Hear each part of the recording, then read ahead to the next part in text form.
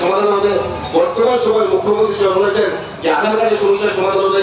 তিনি the first chief minister যে প্রকাশ্যে সেই কথাগুলো বলছেন।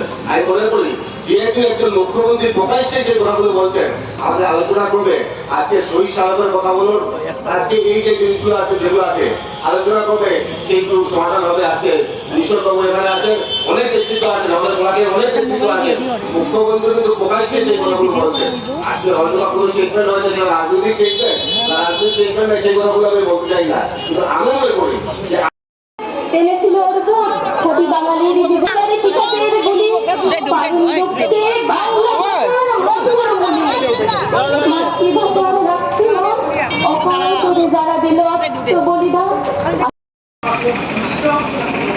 আমি বিধানসভায় ছিলাম, যেসব মানুষ শহীদ হয়েছেন তাদের সংখ্যা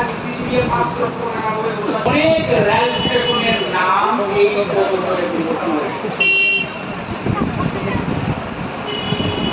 আমরা পারলাম না। আজকে আমরা শুধু বলছি শহীদের স্মরণে জীবনে মরণে রক্তের ঋণ শোধ করো, শুধু মুখেই তো আমরা বলছি, আমাদের কজনের ভেতরে অন্তরে আছে যে আমরা আবার শহীদ হতে পারবো।